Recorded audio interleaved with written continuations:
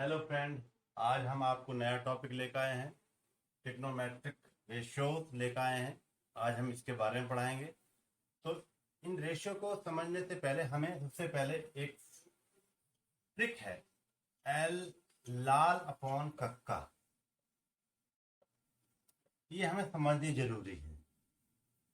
L से लंब, ए से आधार, एल से लंब, के से कर्ण। ठीक, क्लियर। एल का मतलब होता है लंब, ए का मतलब होता है आधार, के का मतलब होता है कर्ण। ठीक। मैं आपको ट्रायंगल बना के बताता हूँ इसके बारे में। एक मैंने ट्रायंगल बना लिया, ये ए बी सी। इसमें क्या होता है, इसमें ये तो बी सी जो पार्ट है ये आधार है हमारा। इसको हमने ए से डिनोट कर दिया, आधार। ये हमारा पार्ट जो है ये कर्ण है, इसको हमने के से डिनोट कर दिया। ये हमारा पार्ट क्या है, ये लंब है, इसको हमने एल से डिनोट कर दिया। ठीक। इंग्लिश में क्या बोलते हैं इसको, आधार को हम क्या बोलते हैं, बेस।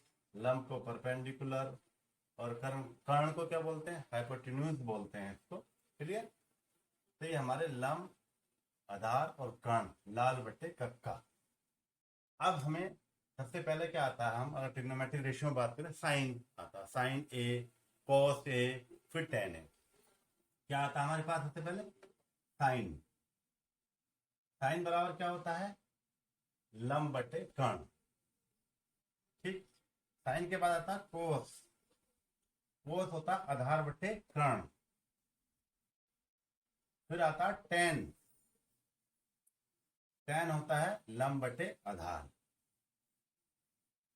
ठीक। ऐसे फिर साइन का उल्टा कोसेक होता है। कोसेक साइन का उल्टा हो जाएगा। साइन क्या, लंब बटे कर्ण, इसका उल्टा कर्ण बटे लंब।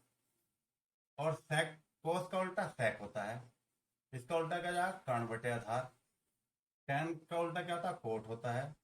कोट का उल्टा क्या होगा, आधार बटे लंब। तो इसलिए हमें ये लाल बटे कक्का जरूर याद रखना है, क्योंकि क्या होगा उससे आपको क्या है कि दो दे देगा, पूछ लेगा कि साइन की वैल्यू क्या है या कॉस की वैल्यू क्या है। ठीक है, इसमें से आपसे कैसे भी पूछ सकता है। तो ये आपको जो रेशियो है ये आपको याद जरूर होने चाहिए। क्लियर।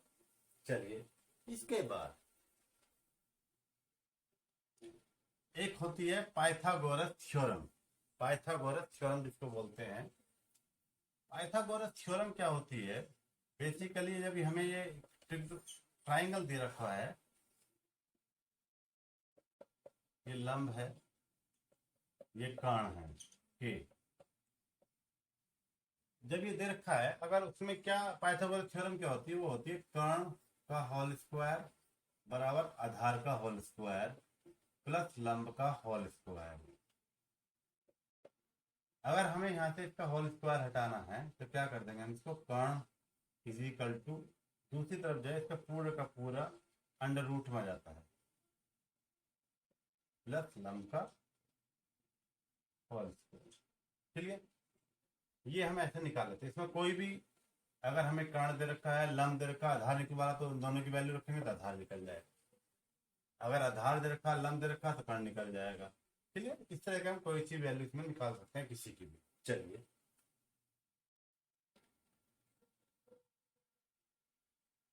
अब उसके बाद एक दो फॉर्मूले हो रहे हैं, जैसे साइन स्क्वायर ए प्लस कोस स्क्वायर ए की वैल्यू क्या होती है, 1। ठीक है, एग्जाम में आपसे पूछ सकता है। तो यहाँ से अगर मैं कहूँ साइन स्क्वायर ए की वैल्यू क्या हो जाएगी, साइन स्क्वायर ए बराबर जाएगा 1 माइनस कोस स्क्वायर ए।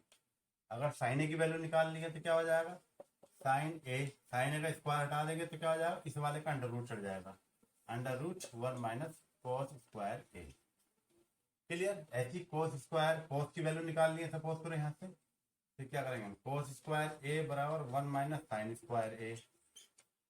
तो cos A is equal to का under root 1 minus sine square A. ठीक। ये हमें फॉर्मूले याद रखने हैं। किसी तरह का भी क्वेश्चन आता है तो इन फॉर्मूले से हम यूज करके उनका प्रयोग कर सकते हैं। चलिए, इसके बाद कुछ एंगल्स हैं, हमें उनके एंगल्स के मान मालूम होने चाहिए। एक तरफ लिख देंगे एंगल्स हम 0 degree angle, 30 degree angle, 45 degree angle, 60 angle और 90 डिग्री एंगल। देखिए इनको याद करने की ट्रिक क्या है, आपको केवल साइन ए की वैल्यू मालूम होनी चाहिए। सबसे पहला आता है साइन ए। साइन ए मतलब साइन जीरो की वैल्यू क्या होती है, साइन जीरो की वैल्यू हमेशा याद रखनी है आपको, जीरो होती है। ठीक, अब साइन 30 की वैल्यू आती है, ये जीरो होगी। साइन 30 की वैल्यू क्या होती है, 1/2 होती है। साइन 45 क्या होती है, 1/√2 होती है। साइन 60 की वैल्यू क्या होती है, √3/2 होती है। और साइन 90 की वैल्यू क्या होती है, 1 होती है। क्लियर? तो आपको साइन ए की सब वैल्यू याद रखनी है। अब साइन ए की वैल्यू अगर हमें याद है तो हम इससे आपकी कोस की वैल्यू भी निकाल सकते हैं, टेन की वैल्यू भी निकाल सकते हैं, कोसेक की भी, सेक की भी और कोट की वैल्यू भी निकाल सकते हैं। चलिए, आपको केवल इतनी वैल्यू याद रखनी है, साइन जीरो की 0, साइन 30 की 1/2, साइन 45 की 1/√2, साइन 60 की √3/2 और साइन 90 की 1। चलिए, अब आता कोस ए की वैल्यू। कोस ए की जो वैल्यू होगी वो साइन की जस्ट रिवर्स हो जाएंगी। मीन्स जो साइन 90 की थी वो कोस 0 की हो जाएगी, जो साइन 60 की थी वो कोस 30 की हो जाएगी, जो साइन 45 की थी वो कोस 45 की हो जाएगी। ठीक, इस तरह की वैल्यू इसकी रिवर्स हो जाएंगी। इस तरह से रिवर्स आपके वैल्यू यहाँ पर लिख जाएंगे, सर 1, फिर उसके बाद ये √3/2, फिर उसके बाद ये 1/√2, फिर उसके बाद ये 1/2, फिर उसके बाद 0। क्लियर? आसान तरीका है। अब हमें इसके बाद निकालनी टेन की वैल्यू, टेन ए की। अब टेन जो होता है साइन और कोस में क्या होता है, टेन ए बराबर होता है, ये अब भी आपको याद होना, टेन ए बराबर होता है साइन ए अपॉन कोस ए। ठीक, ये आपको मालूम ही है, मालूम होना चाहिए। टेन ए बराबर क्या होता है, साइन ए बटे कोस ए। टेन अपॉन साइन ए बटे कोस के रूप में भी लिख सकते हैं। जब आपको ये वैल्यू मालूम हो, तो टेन ए बराबर साइन अपॉन कोस ए होता है, तो टेन ए की वैल्यू क्या जाएगी, साइन ए बटे कॉस ए, 0/8। अब 0 को किसी भी नंबर से भाग करेंगे तो क्या आएगा, 0 आएगा, तो 0 वैल्यू होगी। दूसरी वैल्यू साइन 30, टेन 30 क्या जाएगी, 30/30, साइन बटे कॉस ए, साइन ए बटे कॉस ए का। साइन ए की 30 वैल्यू क्या, 1/2, कॉस की क्या, √3/2। तो 1/2 अपॉन √3/2, तो 2 से 2 कैंसिल हो गया, तो क्या बचा, 1/√3 वैल्यू आ गई। अब ऐसे यहाँ पर 45 की 1/√2 अपॉन 1/√2, तो इससे पूरा कैंसिल हो गया, तो 1 आ गई इसकी वैल्यू। क्लियर?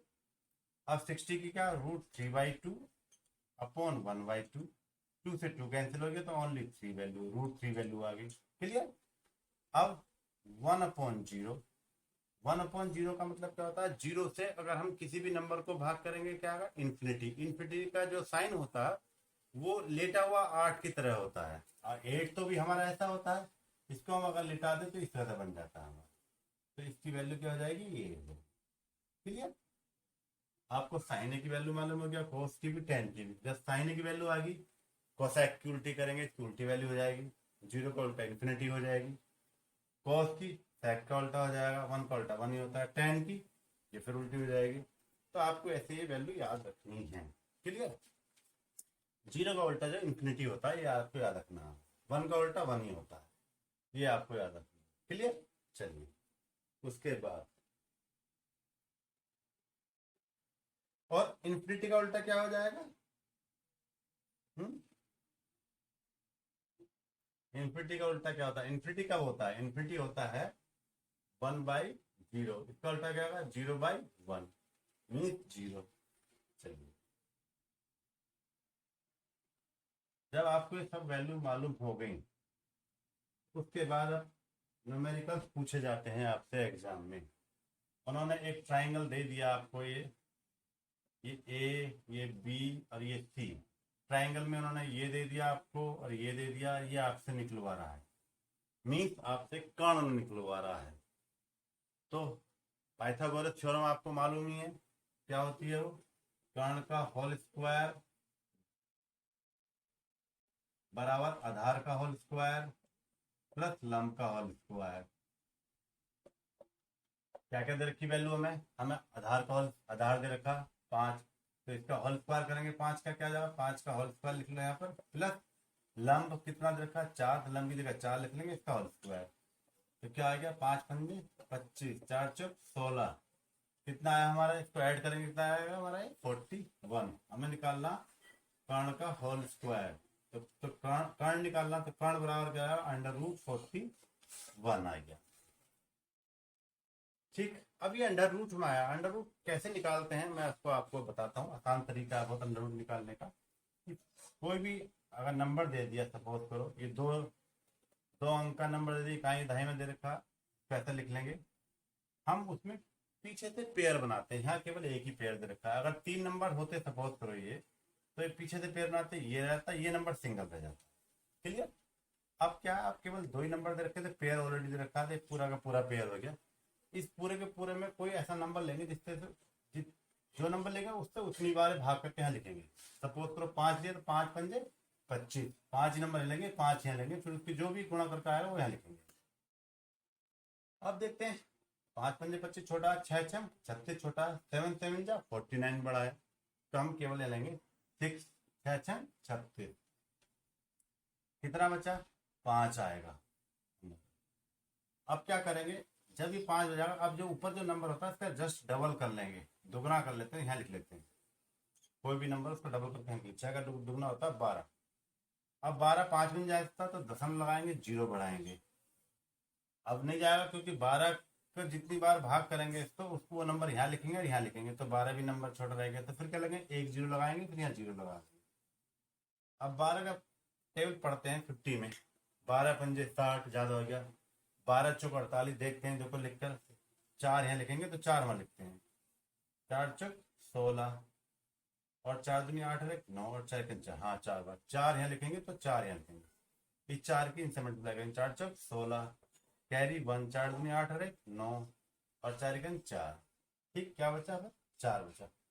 हम हमेशा जो अंडर रूट निकालेंगे पॉइंट 2 स्थान तक, दशमलव के 2 स्थान तक निकालते हैं, इसलिए इसका क्या आया 6.04, क्या है इसका 6.04, छोड़ बाकी छोड़ देंगे। क्लियर, इस तरह से हम निकालते हैं। चलिए, अब ये तो हो गया हमारा, इस तरह से निकालें। सपोज करो यही एंगल उन्होंने दिया हुआ है,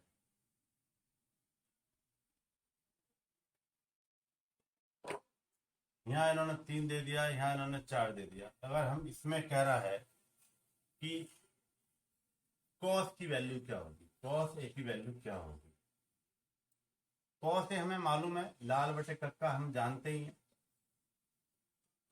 कॉस की वैल्यू क्या होती है आधार बटे कर्ण, आधार बटे कर्ण होती है, या साइन की वैल्यू पूछ रहा है, साइन ए की वैल्यू क्या होगी, साइन की वैल्यू होती है लंब बटे कर्ण।